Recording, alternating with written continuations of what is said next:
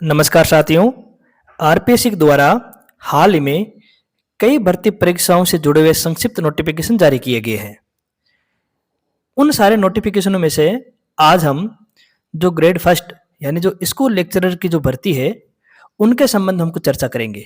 जैसा कि जब से ये शॉर्ट नोटिफिकेशन आया है, कई सारे विद्यार्थी पूछ रहे हैं कि सर हम तैयारी किस प्रकार करें, किन किन बातों का ध्यान रखना चाहिए। पेपर जो आरपीएससी अब बना रही है उसका लेवल भी थोड़ा सा हमें कठिन दिखाई दे रहा है। तो हम क्या करें और किस प्रकार से तैयारी करें कि हम आसानी से इस परीक्षा को पास कर पाएं। तो देखिए विद्यार्थियों, ये जो आपके ग्रेड फर्स्ट की स्कूल लेक्चरर की जो भर्ती है उनकी या उनसे जुड़ी हुई हमें कई समस्याएं नजर आती है। जो सामान्य जो समस्याएं मुझे बच्चों ने बताई है, मैं उन समस्याओं का समाधान करने का प्रयत्न करूंगा। जैसे हम देखें, सबसे पहले बच्चों की समस्या रहती है सर हम पढ़ें क्या। जैसे कोई गाइड पढ़ लें या फिर कोई लेखकों की पुस्तकें पढ़ लें या फिर किसी कोचिंग के नोट्स पढ़ लें या फिर हम एनसीईआरटी पुस्तकों का अध्ययन करें। जब हम इस समस्या को देखते हैं तो फिर इससे जुड़ी हमें दूसरी समस्या नजर आती है कि जब सर हम इनमें से कोई एक चीज तय कर लेते हैं तो फिर उनके लिए बुक लिस्ट कौन सी अच्छी रहेगी। तो फिर हम बुक लिस्ट के बारे में चर्चा करेंगे। अगली जो समस्या है वो 40%, क्योंकि आरपीएससी ने नियम कर दिया है कि जो ग्रेड फर्स्ट के जो पेपर होते हैं उसमें आपको न्यूनतम 40% लाना अनिवार्य है, तभी आप मेरिट के अंदर आ सकते हैं। तो हम इसको किस प्रकार से हम टारगेट कर सकते हैं उसको भी हम देखेंगे।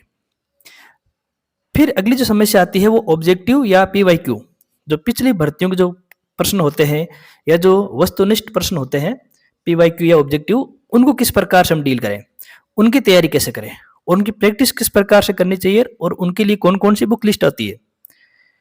अगली जो समस्या होती है वो है कोचिंग टेस्ट सीरीज से जुड़ी हुई। कोचिंग ज्वाइन करें नहीं करें, टेस्ट सीरीज के संबंध में क्या निर्णय लें, ज्वाइन करना चाहिए कि नहीं करना चाहिए या फिर कौन सी ज्वाइन करें, तो इस संबंध हम बात करेंगे। अगली समस्या है कि तैयारी कौन करे। जैसे अभी कुछ बच्चे रीट की तैयारी कर रहे हैं, कुछ एसआई की तैयारी कर रहे हैं, कुछ आरएस की तैयारी कर रहे हैं, कुछ ग्रेड सेकंड की तैयारी कर रहे हैं, कुछ असिस्टेंट प्रोफेसर की तैयारी कर रहे हैं। तो बच्चों में कंफ्यूजन ये बना रहता है कि सर कौन इसकी तैयारी कर सकता है अभी। और जब हमने निर्णय ले लिया कि इसकी हमें तैयारी करनी है तो फिर हमें किस प्रकार की रणनीति का अनुसरण करना चाहिए। तो आज के हम इस कक्षा में इन्हीं सारी समस्याओं पर चरणबद्ध रूप से हम समस्या का समाधान करने का प्रयास करेंगे। अब सबसे पहले हम जो समस्या देखते हैं वो हमें नजर आती है कि हम क्या पढ़ें। क्या पढ़ने से यहाँ तात्पर्य है विद्यार्थियों कि जैसे जब आप ग्रेड फर्स्ट की तैयारी करते हैं तो आपके सामने किताबों को लेकर कई सारे ऑप्शन होते हैं। जैसे अगर हम पहले ऑप्शन की बात करें तो क्या सर हम गाइड पढ़ लें। अगले ऑप्शन की अगर बात करेंगे तो सर हम किसी अच्छे लेखकों की किताबें पढ़ें या फिर कोई ऐसी पुस्तक पढ़ें जिसमें गाइड के सारे फैक्ट मिल जाए और किताबों का सारा कॉन्सेप्ट मिल जाए, जिसमें दोनों बातें आ जाए। या फिर किसी कोचिंग के नोट्स पढ़ें या सर हमें एनसीईआरटी पर ध्यान देना चाहिए। तो इस संबंध में क्या पढ़ना है, इस संबंध में आप राजस्थान के किसी भी विद्यार्थी से बात करेंगे तो सबसे पहली समस्या यही आती है कि हमें पढ़ना क्या है। मैं अपना निजी अनुभव आपको बताता हूं। जब मैंने 2014 और 15 में ग्रेड फर्स्ट की तैयारी की थी तो मेरे सामने भी यही सारी समस्या थी कि इनमें से किन चीजों को हम लें अपने साथ ताकि हमें अच्छे से अच्छे अंक प्राप्त हो सके परीक्षा में और हम उस भर्ती को क्लियर कर सकें। तो सबसे पहले जो समस्या है क्या पढ़े, हम इसको देखते हैं। तो देखिए विद्यार्थियों कि जब आप ग्रेड फर्स्ट की तैयारी करते हो तो केवल आप फैक्ट पर या गाइड पर भरोसा नहीं कर सकते, लेकिन आप ऐसी पुस्तकों पर भी भरोसा नहीं कर सकते जिसमें केवल कॉन्सेप्ट हो। आपको ऐसी पुस्तकों को चुनाव करना है जिसमें दोनों का मिश्रण हो। जैसे मार्केट में अगर कोई गाइड है जो फैक्ट वाली है उसको लीजिए, उसके साथ किसी अच्छी ऑथर की पुस्तक लीजिए, इन दोनों का अध्ययन करें। लेकिन कई बार विद्यार्थी कहते हैं सर हम दो चीजें साथ पढ़ते हैं तो हमें समझ में नहीं आता है या फिर हमें वो याद नहीं रह पाता है। तो यहाँ मेरा ये सुझाव है कि आप ऐसी पुस्तकों का चयन करें जिसमें दोनों बातें आ जाए। और अगर जब दोनों बातें आ जाए तो एक ऐसी पुस्तक आपने अगर पढ़ ली है फिर उसके साथ आप क्या करें, एनसीईआरटी पुस्तकों का अध्ययन करें। इससे क्या होगा कि आपके फैक्ट और कॉन्सेप्ट दोनों क्लियर हो जाएंगे और एनसीईआरटी जो चैप्टर है विषय वस्तु भी क्लियर हो जाएगी। और जो किसी कोचिंग के नोट्स होते हैं उनमें मार्केट में आने वाले किसी गाइड से अधिक फैक्ट होते नहीं है। तो अगर कोई एक फैक्ट वाली और एक कॉन्सेप्ट वाली जो दोनों किताबें होती हैं, अगर वो दोनों बातें किसी एक किताब में मिल जाए, तो मेरा ये आपको सजेशन है, राय है कि वो आप केवल एक वो किताब पढ़ें और उसके साथ आप एनसीईआरटी पुस्तकों का अध्ययन करें। ये दोनों चीजें अगर आपने कर ली तो आपका 100% सिलेक्शन होगा। फिर बच्चों की समस्या आती है कि सर आपने कह दिया कि एक फैक्ट और एक कॉन्सेप्ट अलग अलग किताब होती हैं, फिर एक किताब ऐसी भी आ सकती है जिसमें दोनों बातें हो, तो वो किताबें कौन सी है? तो मैं इस कक्षा में आपको फैक्ट वाली पुस्तक भी बताऊंगा, कॉन्सेप्ट वाली पुस्तक भी बताऊंगा और ऐसी पुस्तक भी बताऊंगा जिसमें दोनों बातें आ जाए। और इनमें जो आपको अच्छा लगे वो पढ़िए और मैं अपनी राय भी दूंगा कि आपको कौन सी पढ़नी चाहिए ताकि आपको बेहतर परिणाम मिल सके। तो सबसे पहले अगर हम बात करें प्राचीन भारत की, तो देखिए विद्यार्थियों, अगर आपको केवल कॉन्सेप्ट ही पढ़ना है, केवल आपको अगर कॉन्सेप्ट पढ़ना है, तो आप क्या करें, जैसे प्राचीन भारत में केसी श्रीवास्तव सर की पुस्तक आती है, या आर एस शर्मा की पुस्तक आती है, जा एंड श्रीमाली की पुस्तक आती है, या फिर जो ओल्ड एनसीईआरटी, अभी जो नई चल रही है एनसीईआरटी वो नहीं, जो आज से 12-13 साल पहले चलती थी एनसीईआरटी, अगर वो एनसीईआरटी पढ़ते हैं तो मेरे हिसाब से प्राचीन काल का जितना भी कॉन्सेप्ट है आपके क्लियर हो जाएगा। फिर अगर मैं गाइड की बात करूं तो जैसे आर्य पब्लिकेशन है, किरण पब्लिकेशन है, या फिर जो नाथ पब्लिकेशन है, वो पुस्तक पढ़िए आप, उसमें आपको सारे फैक्ट मिल जाएंगे। लेकिन साथियों, केवल ये पुस्तकें पढ़ने से सिलेक्शन नहीं हो पाता है, और ये बात भी आपको ध्यान रखना कि केवल एक गाइड पढ़ने से भी आपका सिलेक्शन नहीं होगा। आपका सिलेक्शन तभी होगा जब आप दोनों को पढ़ेंगे। लेकिन जैसे मैंने भी बताया कि दोनों कई बार पढ़ना हमारे लिए मुमकिन नहीं हो पाता है। तो मेरा यहाँ आपको कहना है कि प्राचीन भारत के लिए अगर आप इन दोनों रास्तों पर नहीं जाना चाहते तो आप इन दोनों में से कोई भी पुस्तक पढ़ लीजिए। प्राचीन भारत में पप्पू सिंह प्रजापति सर की भी पुस्तक आती है और सौरभ चौबे सर की पुस्तक आती है, आप इन दोनों पुस्तकों को पढ़ें। इसमें हमारे जितने भी गाइड हैं उन सब गाइडों के फैक्ट मिल जाएंगे, और जितने भी अच्छे लेखकों की पुस्तकें हैं उनमें जो अवधारणाएं हैं वे अवधारणाएं भी इन दोनों पुस्तकों में मिल जाएगी। तो देखिए दोनों जो पुस्तकें हैं ये इन दोनों का मिश्रण है। जो पप्पू सिंह प्रजापति सर की पुस्तक है या सौरभ चौबे की पुस्तक है, इनमें आपको फैक्ट भी मिलेंगे और कॉन्सेप्ट भी आपको मिल जाएंगे। तो इससे आपके अगर आप दोनों पुस्तकों में से कोई एक पुस्तक पढ़नी है आपको, और अगर ये पुस्तक पढ़ते हैं तो मेरे हिसाब से प्राचीन भारत में अगर मान लीजिए अगर 10 सवाल आते हैं उदाहरण के लिए, तो 10 में से 9 सवाल आपको इन पुस्तकों में से मिलेंगे। तो प्राचीन भारत के संबंध में आपकी समस्या का समाधान हो गया। अब बात करते हैं आपके मध्यकाल की। मध्यकाल में भी अगर आपको अवधारणा पढ़नी है, कॉन्सेप्ट पढ़ना है, तो AC Verma, Satish Chandra, AL Srivastava sir, इनकी पुस्तकें पढ़िए। बिल्कुल अच्छी तरीके से अवधारणात्मक अध्ययन इनमें बताया गया है।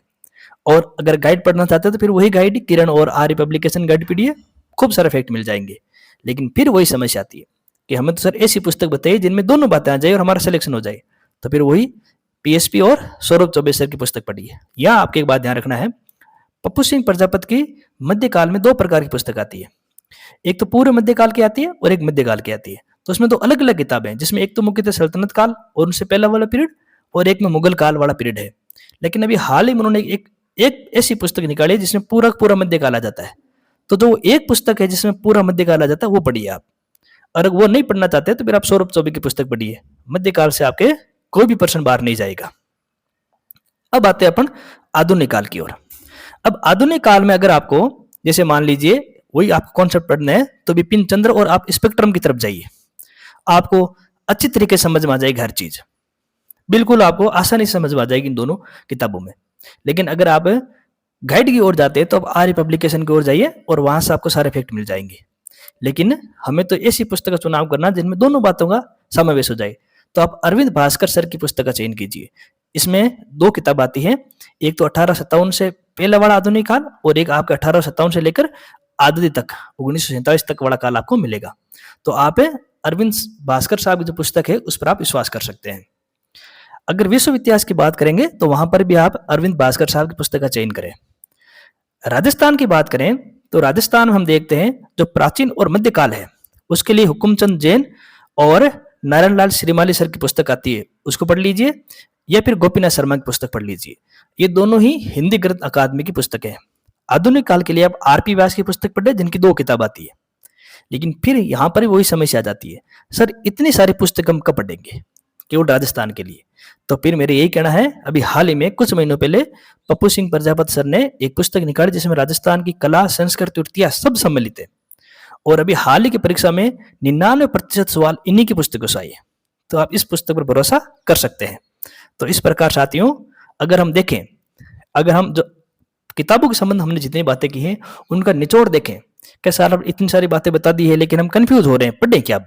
तो इस आपके स्लाइड में सारे कंफ्यूजन आपके दूर हो जाएंगे। जैसे प्राचीन भारत के लिए पीएसपी सर की पुस्तक पढ़ें, मध्यकालीन भारत के लिए भी पीएसपी सर की पुस्तक पढ़ें, आधुनिक काल के लिए अरविंद भास्कर सर की पुस्तक पढ़ें, राजस्थान के लिए पीएसपी सर की पुस्तक पढ़ें और विश्व इतिहास के लिए अरविंद भास्कर सर की पुस्तक पढ़ें। तो मेरे हिसाब से ये पुस्तक अपने पास रखिए और कुछ मत रखिए।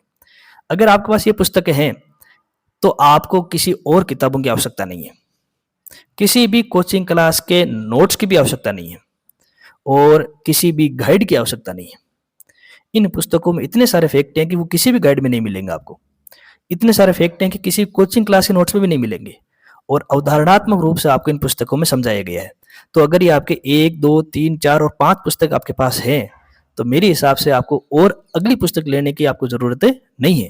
तो इन पुस्तकों से आपके 100% आपका सिलेक्शन हो जाएगा।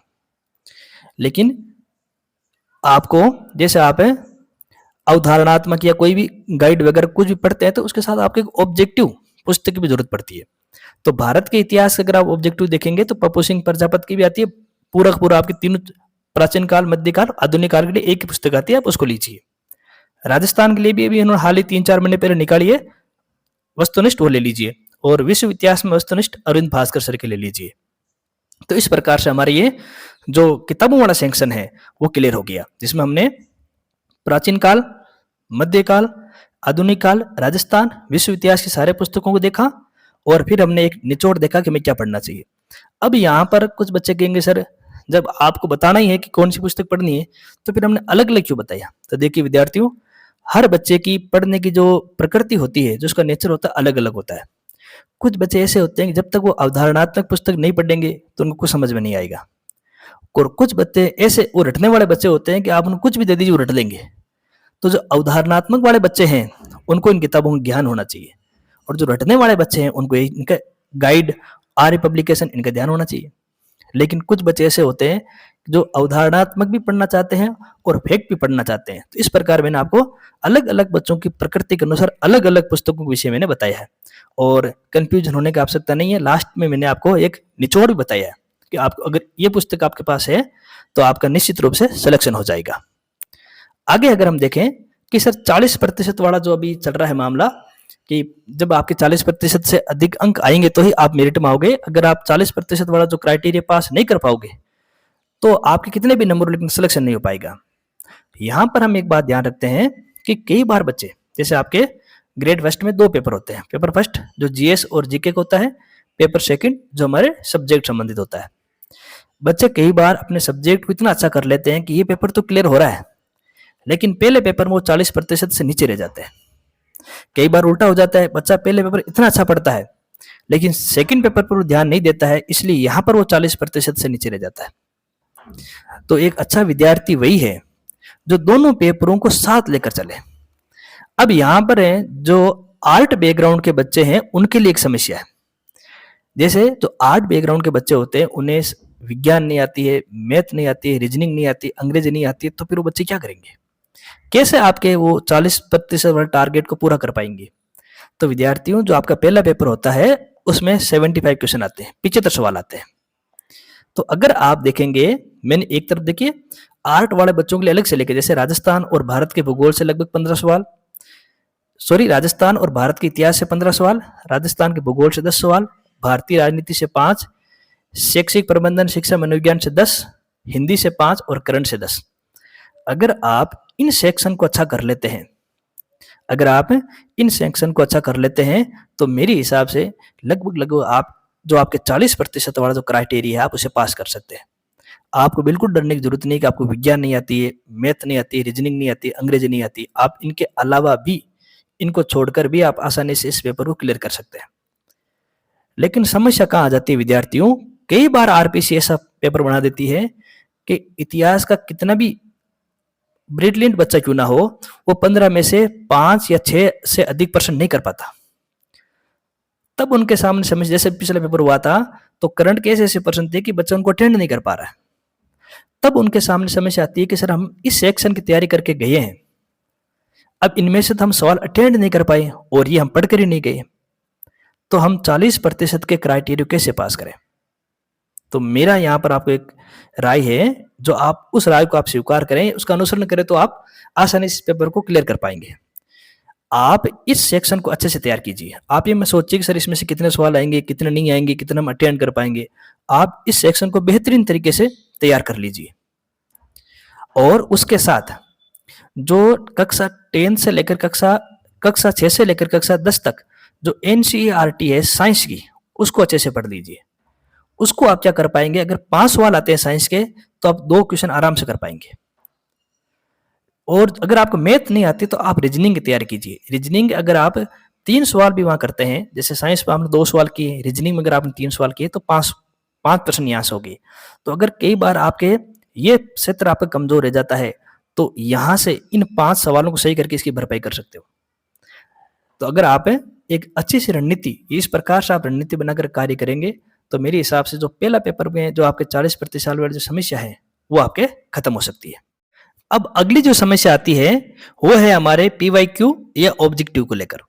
अब देखिए विद्यार्थियों, बच्चे क्या करते हैं, बच्चे केवल जो हमारी थ्योरी होती है पहले पेपर की या दूसरे पेपर की, पूरे दिन उस थ्योरी को पढ़ते रहते हैं, लेकिन वो ऑब्जेक्टिव, ये जो पिछले वर्षों में पूछे गए जो प्रश्न है, जो पीवाईक्यू है, उनको सोल्व करने पर ध्यान नहीं देते हैं।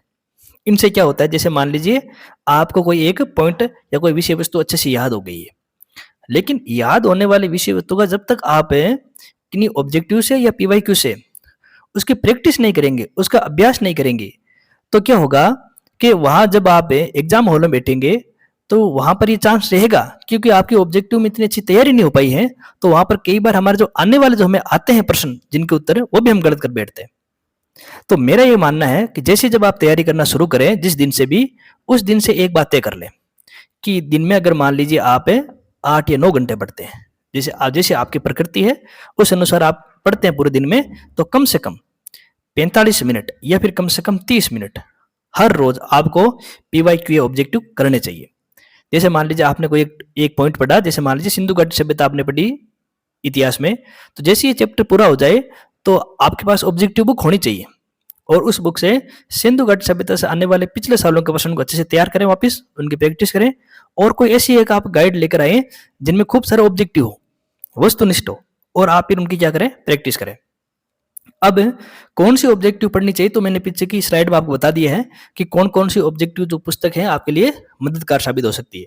लेकिन आप इस बात का ध्यान रखें कि आपको हमेशा 30 या 45 मिनट तक ऑब्जेक्टिव की प्रैक्टिस करनी है।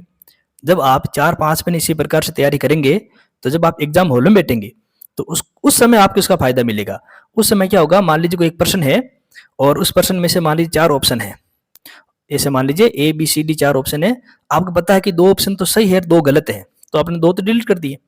अब इन दोनों में से कौन सा सही हो सकता है, वहां पर जो ये जो आपने ऑब्जेक्टिव की प्रैक्टिस की है ना, ये वहां काम आएगी आपके। किस प्रकार से गलत ऑप्शन को एलिमिनेट करना है, किस प्रकार से सही ऑप्शन का चुनाव करना है, ये जो क्षमता विकसित होगी आपकी, ये ऑब्जेक्टिव प्रश्नों को सोल्व करने से ही होगी। अगली समस्या अगर हम देखेंगे, कोचिंग और टेस्ट सीरीज वाली, 10 में से 9 बच्चों की यही समस्या है कि सर हम क्या निर्णय करें। तो मेरे ऐसा मानना है कि कोचिंग या टेस्ट सीरीज के संबंध में निर्णय लेने से पहले हमें उस बच्चे की प्रकृति, उस बच्चे का स्वभाव देखना है कि वो क्या कर रहा है। जैसे एक बच्चे वो होते हैं जो पहले से ही फर्स्ट ग्रेड की तैयारी कर रहे हैं, कुछ बच्चे ऐसे होते हैं जो पहले से कोचिंग भी कर चुके हैं, और कुछ ऐसे विद्यार्थी हैं जो नए हैं, इस बार पहली बार ग्रेड फर्स्ट की एग्जाम देंगे। तो इन तीनों के लिए अलग अलग समाधान है। जैसे जो पहले से ही तैयारी कर रहे हैं, भले ही उन्होंने कोचिंग नहीं की हो, अगर उनकी पहली तैयारी थोड़ी बहुत ठीक है, तो उनको कोचिंग की आवश्यकता नहीं है। जो पहले कोचिंग कर चुके हैं, इन्हें भी कोचिंग की आवश्यकता नहीं है। लेकिन जो विद्यार्थी नए हैं और जिनका बेस मजबूत नहीं है, इतिहास को लेकर उनकी अवधारणाएं अच्छी नहीं है, उन विद्यार्थियों को आपके कोचिंग या टेस्ट सीरीज ज्वाइन करनी चाहिए। तो यहाँ पर बात क्लियर होनी चाहिए। तो पहले प्रकृति वाले बालक हैं, वो किसी प्रकार की कोचिंग ज्वाइन नहीं करें। दूसरी प्रकृति वाले बच्चे हैं, वो भी ज्वाइन नहीं करें। और जो तीसरे प्रकार के विद्यार्थी हैं वे जरूर आपकी कोचिंग ज्वाइन करें, ताकि आपकी जो सारी अवधारणाएं एकदम सही हो जाए और आपको हर चीज समझ में आ जाए। अगली बात आती है कि तैयारी कौन करे। अब जैसा कि अभी हम देखा है कि आरपीसी ने रीट की भी विज्ञप्ति निकाल दी है, सेकंड ग्रेड की भी निकाल दी है, ग्रेड फर्स्ट की भी निकाल दी है, एपी का एग्जाम भी होने वाला है, असिस्टेंट प्रोफेसर का भी, एसआई की भी विज्ञप्ति आ चुकी है, और भी अधीनस्थ बोर्ड के कई विभागों की भर्तियां आ चुकी है। अब हमारे सामने समस्या है कि तैयारी किसकी करें। जैसे मान लीजिए अगर आप रीट की तैयारी कर रहे हैं, चाहे वो लेवल फर्स्ट हो चाहे वो लेवल सेकंड हो, तो मेरा कहना है रीट के विद्यार्थी इस रीट की ही तैयारी करें, वे ग्रेड फर्स्ट की ओर नहीं आए। इसी प्रकार जो सेकंड ग्रेड के विद्यार्थी हैं, जब एग्जाम होगा सेकंड ग्रेड का और उसके बाद फिर एक नई भर्ती भी आई सेकंड ग्रेड की, वे बच्चे भी ग्रेड फर्स्ट की ओर नहीं आए। आप पदों की चिंता नहीं करें कि सर इस ग्रेड में पद कम है, उस ग्रेड पद ज्यादा है, नहीं। जिसकी आप तैयारी कर रहे हैं आप उसी की तैयारी करें, तब आपका 100% सिलेक्शन हो जाएगा, चाहे सीटें कितनी भी हो। तो फिर सर ग्रेड फर्स्ट की तैयारी कौन करे? जो अभी हाल ही में ग्रेड फर्स्ट के एग्जाम हुए हैं और मान लीजिए उनका पेपर अच्छा नहीं हुआ है, जो पहले से ही ग्रेड फर्स्ट की तैयारी कर रहे हैं, उन बच्चों को ना तो रीट की तैयारी करनी है ना सेकंड ग्रेड की तैयारी करनी है, उन बच्चों को केवल ग्रेड फर्स्ट की तैयारी करनी है। इसी प्रकार कुछ बच्चे एपी की भी तैयारी कर रहे हैं, तो वो बच्चे भी ग्रेड फर्स्ट की तैयारी कर सकते हैं। तो आप ध्यान रखें, जो रीट वाले बच्चे हैं, जो सेकंड ग्रेड वाले बच्चे हैं, वो केवल इन्हीं की तैयारी करें, वो ग्रेड फर्स्ट ये एपी की ओर नहीं आए। लेकिन जो ग्रेड फर्स्ट की ही तैयारी कर रहे हैं पिछले कुछ महीनों में, या फिर एपी की तैयारी कर रहे हैं, वे बच्चे रीट की और ग्रेड सेकंड की ओर नहीं जाएं। इनसे आपके दोनों ही भर्ती में आपका सिलेक्शन नहीं होगा, ये बात आप समझ लीजिए। अगर ग्रेड फर्स्ट की तैयारी कर रहे हैं तो आप रिस्क उठाइए और फिर ग्रेड फर्स्ट की तैयारी करें। ये मत सोचें कि सर मेरे तो 100 पद हैं, हमारे तो 80 पद है, नहीं। डरने की आवश्यकता नहीं। अगर आपने ग्रेड फर्स्ट की अच्छे से तैयारी की है और मान लीजिए कुछ कारणों से आपके पेपर अच्छा नहीं हुआ है, फिर भी आप ग्रेड फर्स्ट की तैयारी करें। और मान लीजिए जब एपी आ रहा है और उनमें असिस्टेंट प्रोफेसर एग्जाम भी आ रहा है, और अगर गैप मिल जाए तो आप असिस्टेंट का पेपर भी अच्छे से कर सकते हैं, अगर आपने ग्रेड फर्स्ट की अच्छी तैयारी कर ली हो। तो आपको यहाँ से थोड़ा सा ये चुनौती स्वीकार करनी पड़ेगी, रिस्क लेना पड़ेगा। और इससे क्या होगा कि आपकी एक मेंटेलिटी हो जाएगी, एक आपका मानसिक रूप से आप स्थिर हो जाओगे कि मुझे हाँ इसी की तैयारी करनी है, तो आपका मन भटकेगा नहीं। अगली बात करें कि जब सब हमने तय कर ही लिया है कि हमने ग्रेड फर्स्ट की तैयारी करनी है, तो फिर कैसे तैयार करें दोनों पेपरों को? तो देखिए विद्यार्थियों, कुछ बच्चे क्या करते हैं, कुछ बच्चे ऐसे होते हैं कि वो 1 महीना तो पहला पेपर पढ़ेंगे, फिर 20-25 दिन द्वितीय पेपर पढ़ेंगे, फिर आप 10-15 दिन पहला पेपर पढ़ेंगे, फिर 20 दिन बाद में सेकंड पेपर पढ़ेंगे। इस रणनीति से कभी भी आप सफल नहीं हो पाओगे। आपको ध्यान रखना है, जैसे मान लीजिए आप एक दिन में 8 घंटे पढ़ते हो, अब उनमें से आपको 45 मिनट या 30 मिनट तो बाहर ही निकाल देने जो ऑब्जेक्टिव के लिए। मान लीजिए पीछे आपके 7 घंटे बचते हैं, तो इन 7 घंटों को आपको 3 भागों में डिवाइडेड करना है। ये आप अपने अनुसार कर ले, किसको ज्यादा समय देना है, किसको कम देना है। अपनी तैयारी को जांच ले, फिर इसको अनुसार आप इसे विभाजन करें। अब इस 7 घंटों में से एक भाग तो आप पेपर फर्स्ट को दे हमेशा, और जो पीछे बच गए जो 2 भाग हैं इन 7 घंटों में से, उनमें क्या करें, जैसे मान लो आप इतिहास के विद्यार्थी हो, तो एक भाग तो आप जैसे कि इतिहास, भारतीय इतिहास को दीजिए, और एक भाग आप राजस्थान और विश्व इतिहास को दीजिए। इसका फायदा क्या होगा कि जब पढ़ते वक्त आपके लिए अधिगम का पठार भी नहीं पड़ेगा। एक ही चीज को बार बार पढ़ते हैं, लंबे समय तक पढ़ते हैं, तो अधिगम का पठार बन जाता है, हमें वो चीज समझ में नहीं आती, रुचि कम हो जाती है। अब इस रणनीति से क्या होगा, आपके सारे पेपर एक साथ चलेंगे। पहला पेपर तैयार हो रहा है, सेकंड पेपर में बहुत सारे विषय वस्तु हैं, तो एक तरफ तो भारतीय इतिहास भी तैयार हो रहा है और एक तरफ आपके राजस्थान और विश्व इतिहास भी तैयार हो रहा है। तो दोनों पेपरों को एक साथ तैयार करें, सब्जेक्ट की 2 विषय वस्तु एक साथ अध्ययन करें, 30 से 45 मिनट ऑब्जेक्टिव लिखें और रिवीजन। कई बार बच्चे क्या करते हैं, केवल पढ़ते जाते हैं, रिवीजन करना ही भूल जाते हैं। हर 5 या 6 दिन बाद में जो आपने इन दिनों में पढ़ा है उसका रिवीजन होना जरूरी है। जब तक रिवीजन नहीं होगा तब तक आपका सिलेक्शन भी नहीं होगा। कई बार बच्चे कहते हैं कि सर हमने 11 बार रिवीजन कर लिया। मैं कह रहा हूँ कम है, इसमें आप एक और मिलाइए, 12 बार रिवीजन कीजिए। अगर आपको ऐसा लगता है कि सर मैंने किसी प्राचीन भारत का 20 बार रिवीजन कर लिया, कम है, उसमें एक और मिलाइए, 21 बार रिवीजन कीजिए। जितनी बार रिवीजन करेंगे वो विषय वस्तु आपको उतनी ही अच्छी तरीके से समझ में आएगी, उतनी ही अच्छी तरीके से आपको याद होगी। रिवीजन नहीं करेंगे तो आप कितना ही पढ़ लीजिए, आपका सिलेक्शन नहीं होगा, ना आपको याद होगा। इतिहास ऐसा विषय है जिसको समझने के बाद में उसको बार बार रिवीजन करना ही पड़ेगा, तब जाकर आपको चीज याद होगी। तो इस प्रकार साथियों हमने आज जो ग्रेड फर्स्ट से जुड़ी समस्याएं हैं उनको देखा। सबसे पहले हमने क्या पढ़ा, तो हमने ये देख लिया कि हमें ऐसी पुस्तकें पढ़नी जिसमें गाइड की भी बातें आ जाए और पुस्तकों में बातें आ जाए। फिर कौन सी पुस्तकें पढ़नी चाहिए, तो हमने अलग अलग काल के अनुसार सारी पुस्तकें हमने देख ली, लेकिन उन सारी पुस्तकों में से सही निर्णय क्या होगा, कौन सी पढ़ें, तो यहाँ पर मैंने वो भी बता दिया कि कौन सी पुस्तक आपको पढ़नी चाहिए। ऑब्जेक्टिव कौन से लेनी चाहिए आपको, 40% वाला टारगेट उसको कैसे क्लियर करें, भी मैंने आपको बताया है। पीवाईक्यू कितने महत्वपूर्ण है, ऑब्जेक्टिव करना कितना महत्वपूर्ण है, ये भी आपने समझ लिया है। टेस्ट सीरीज और कोचिंग के संबंध में क्या निर्णय हो, ये भी मैंने बता दिया कि अलग अलग प्रकृति के बच्चे अलग अलग तरीके से डिसीजन करेंगे। तैयारी कौन कर सकता है, ये भी मैंने बता दिया है कि जो रीट वाले हैं, जो ग्रेड सेकंड वाले वो तैयारी में नहीं आए हैं, वो इसी प्रकार से रीट और ग्रेड सेकंड की तैयारी करें। पर जो ग्रेड फर्स्ट की या एपी की तैयारी कर रहे हैं वो बच्चे केवल इसी में ध्यान लगाएं, ग्रेड फर्स्ट की ही तैयारी करें, उनका सिलेक्शन हो जाएगा। फिर अगर ग्रेड फर्स्ट की तैयारी करनी है तो किस रणनीति के साथ तैयारी करें, ये सारी बातें हमने देख ली। तो मेरे हिसाब से बच्चों आपको जो सारी समस्याएं हैं उन समस्या का समाधान हो गया होगा। अगली कक्षा में हम किसी और विषय वस्तु के बारे में बात करेंगे। धन्यवाद।